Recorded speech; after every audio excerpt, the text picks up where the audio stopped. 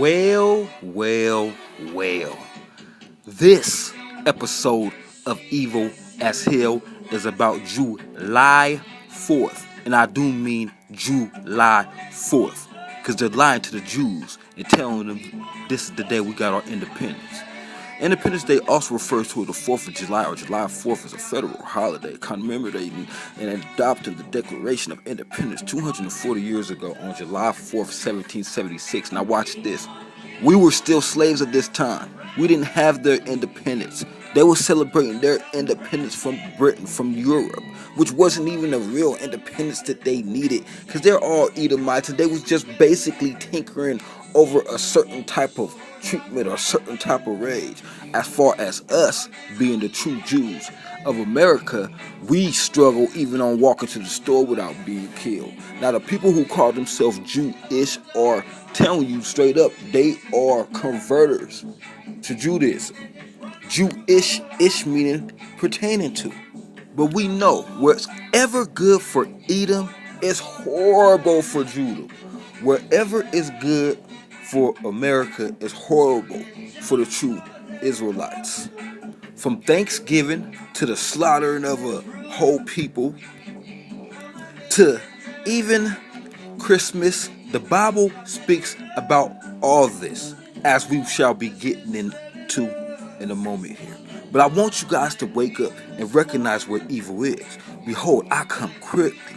Hold that fast which thou hast, that no man take that crown. Nobody take what is yours. Nobody take your identity. And this is what has happened to us. And that's why we have no identity. If you know anything about the Bible, that's a part of the curses that will befall the children of Israel. We wouldn't know who we were.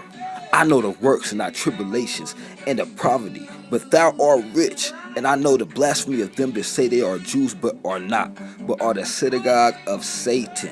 So when he says he knows the tribulation and poverty, but we are rich in history, we are rich because we are special people. That's why we do things a little different than everybody else does. Or maybe some would say even a little better, some would say different. Behold, I will make them of the synagogue of Satan, which say they are Jews and are not, but do lie. Behold, I will make them come and worship before thy feet, and to know that I have loved thee. Revelations 3:9. And that's cut up right there. So know that if you are Negro, you're the true Jews. If you're Latin, if you're Native American, yes, you are a child of Israel. Now, does that mean you automatically saved? No, it does not mean you're saved. You got to still do this work. Faith without works is dead.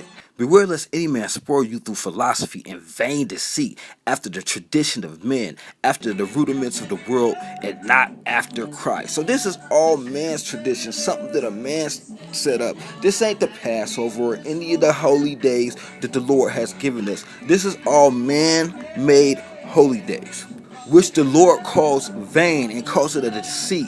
Hebrews 13:8. Jesus Christ the same yesterday and today and forever. He's not going to change. Just because the world changed doesn't mean Christ changed. It's still the same criteria it was to get into the kingdom.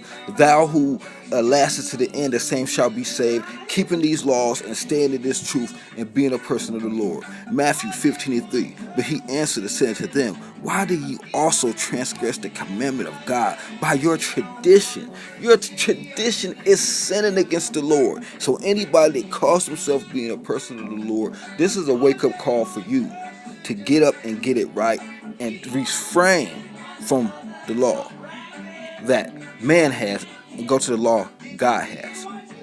All praises to the Most High. Again, if you're Latin, Native, or Negro, you're an Israelite. Back to the laws.